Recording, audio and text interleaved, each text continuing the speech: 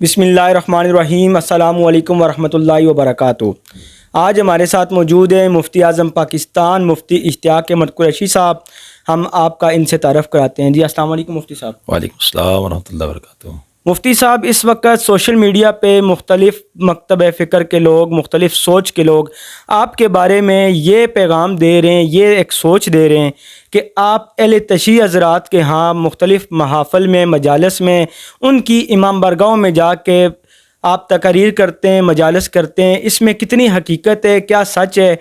آپ اپنے اوپر یہ لگنے والے الزامات کے بارے میں کیا کہتے ہیں؟ اپنا موقف دیجیے گا پلیز۔ کسی حنیف قریشی کا ایک پالتو اشتیاق نامی یہ ایک ذاکر ہے۔ ذاکر میں اس لیے کہہ رہا ہوں کہ یہ مجلس میں بھی چلا جاتا ہے اور رافضیوں کی مجلس میں جا کر وہاں بھی یہ رافضیوں کو بھی خوش کر لیتا ہے۔ مولا علی کا ہاتھ پکڑ کے کھڑا پائے جدا و فقال، میرے نبی نے اپنا ہاتھ بھی بلند فرمایا، مولا علی کا ہاتھ بھی بلند فرمایا، میرے نبی نے فرمایا او میرے غلاموں، من تم مولا ہو صالح مولا، اے میرے غلاموں جس کا میں مولا اس صدا، جس کا میں مولا۔ تو قبلہ امام بسم اللہ والصلاۃ والسلام علی رسول اللہ، اما بعد فاعوذ باللہ من الشیطان الرجیم، بسم اللہ الرحمن الرحیم، والصلاۃ والسلام علیک یا سیدی یا رسول اللہ وعلی آلک وصحبہ یا حبیب اللہ۔ سب سے پہلے تو آپ کا بہت شکریہ کہ آپ تشریف لائے اور آپ نے اپنے چینل کے ذریعے مجھے بولنے کا موقع فراہم فرمایا۔ میں عرض یہ کرتا چلوں کہ یہ محض جھوٹ اور کذب کے اور کچھ بھی نہیں ہے، پراپگنڈے کے اور کچھ بھی نہیں ہے۔ میرا ایک کلپ جو کہ تقریباً آج سے 3-4 سال قبل کا مظفر آباد کے اندر کا ہے، اور جو مظفر آباد آزاد کشمیر کے لوگ ہیں وہ اس بات کو جانتے ہیں کہ آزاد کشمیر کے اندر حکومتی سطح کے جو پروگرام ہوتے ہیں، جو بڑے بڑے وہاں کے اجتماعات ہوتے ہیں حکومتی سطح پر، ان کے اندر اعلی تشیع مکتبہ فکر کے لوگ بھی جاتے ہیں، اہل سنت کے لوگ بھی وہاں ہوتے ہیں، اور دیوبند حضرات کے لوگ بھی وہاں ان تقاریب میں جاتے ہیں۔ اور یہ اسی طریقے سے یہ بات ہوئی کہ یہ تقریب ہماری ہوئی، جس تقریب کے اندر اعلی تشیع حضرات کے لوگ بھی تھے، جس کے اندر دیوبند حضرات کے لوگ بھی تھے، اور جس کے اندر اپنا اہل سنت و جماعت کے لوگ بھی تھے، اور اہل سنت کی طرف سے میں اور ایک دو اور ہمارے عالم ہیں وہ موجود تھے۔ تو وہاں جو تقریر ہوئی وہ حکومتی سطح پہ ہوئی۔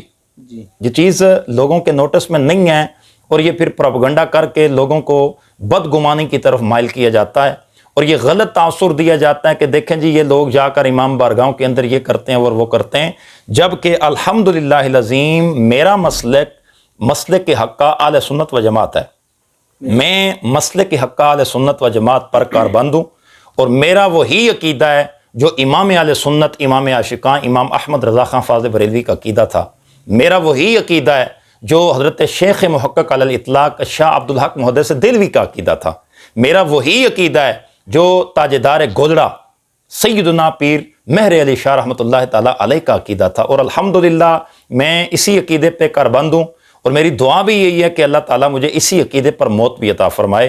اور وہ جو کلپ بنا کر پروپیگنڈا کر کے لوگوں کے اندر جناب ایک غلط تاثر پیش کیا جا رہا ہے کہ ان لوگوں نے یہ کر دیا وہ کر دیا اور یہ اہل سنت میں نہیں رہے، میں سوال کرتا ہوں یہ تو حکومتی سطح پر وہاں اجتماع ہمارا ہوا، اور اس کے اندر ہم سارے کے سارے لوگ وہاں شریک اور شریک ہوئے۔ تو میں سوال آپ سے ان لوگوں سے کہ جو یہ کرتے ہیں پروپیگنڈا کہ یار یہ لوگ جاتے ہیں اور اعلی تشیع کی حضرات کی مجالس کے اندر جاتے ہیں، جبکہ یہ بالکل جھوٹ ہے، اس میں کوئی سچائی نہیں ہے، اور وہ حکومتی سطح کا ایک پروگرام تھا، اس کے اندر میرا جانا ہوا۔ تو میں سوال کرتا ہوں کیا اعلیٰ حضرت کے نزدیک جو گستاخان رسول کے اسٹیج پہ جا کر تقاریر کرے، ان کے متعلق ان لوگوں کا کیا نظریہ ہے؟ یہ کب فتویٰ لگائیں گے ان کے اوپر؟ میرا ان سے سوال ہے۔ اور حال کے اندر ہی ہمارے بہت بڑے عالم، میں تو دعا کرتا ہوں کہ اللہ تعالیٰ ان کی قبر پر کروڑوں رحمتوں کا نزول فرمائے، اللہ کریم ان کی بخشش اور مغفرت فرمائے۔ علامہ مناظر اسلام قبلہ سید احمد اسد صاحب رحمۃ اللہ تعالیٰ علیہ، ان کی تقاریر آج بھی سوشل میڈیا پر موجود ہے، جو جنگ کے علاقے کے اندر سپہ صحابہ کے اسٹیج پر انہوں نے خطاب کیا۔ آج تک کسی مولوی نے ان کے خلاف زبان نہیں کھولی۔ اسی طرح کہیں اور ہمارے لوگ ہیں جو جاتے ہیں، اگر میں نام لینا شروع کر دوں تو یہاں ایک طویل فہرست تمہارے پاس موجود ہے بے شک بے شک. کہ جاؤ دیوبندیوں کے پاس جاتے ہیں اور دیوبندیوں کے پاس پیچھے جا کر نمازیں پڑھتے ہیں, دیوبندیوں سے جا کر ملتے ہیں.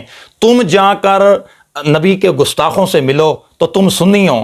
ہم ایک پلیٹ فارم جو حکومتی سطح کے اوپر ہے اور جو ہے بھی اپنا اجتماعی, اس کے اوپر جائیں تو ہم سنی نہیں رہتے.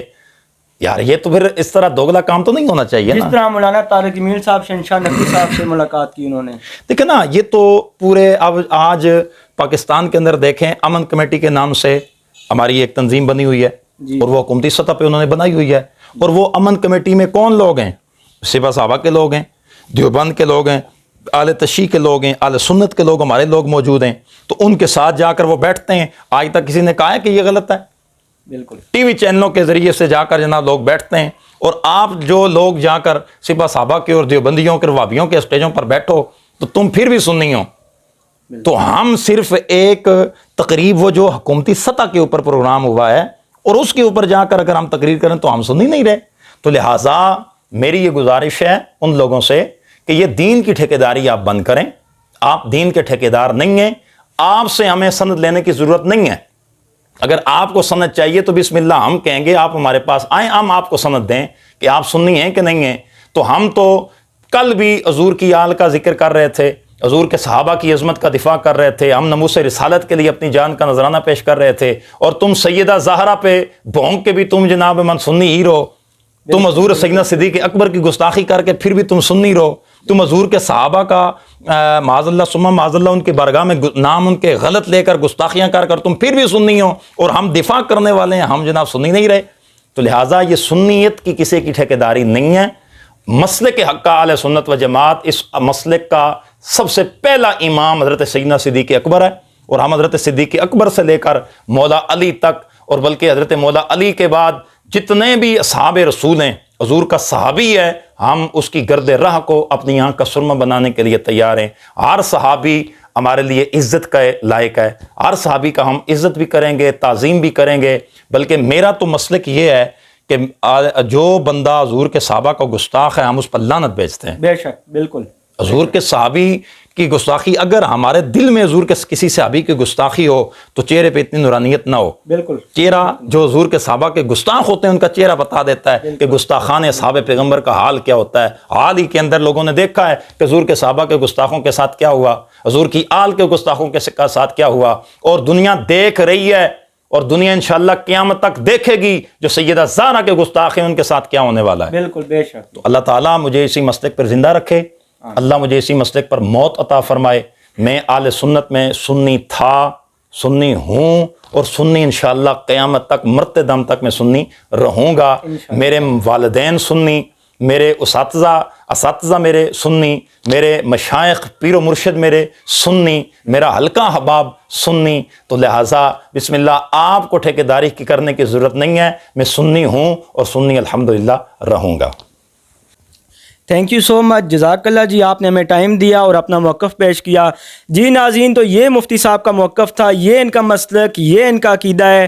اس میں کوئی شک نہیں ہے کہ علماء کرام مختلف سٹیج پہ اکٹھے ہوتے ہیں. جس طرح حال ہی میں جو پینڈیمک آیا تھا اس میں تمام مسالک کے علماء, اور اس کے علاوہ کوئی بھی مسئلہ ہوتا ہے یا حکومتی سطح پہ پروگرام ہوتا ہے تو اس میں واقعی تمام مسالک کے علماء آتے ہیں. یہ مفتی صاحب کا موقف ہے. اب فیصلہ آپ کے ہاتھ میں کہ کون حق پہ اور کون صرف الزام تراشی کرتا ہے. انشاءاللہ see you soon in next video.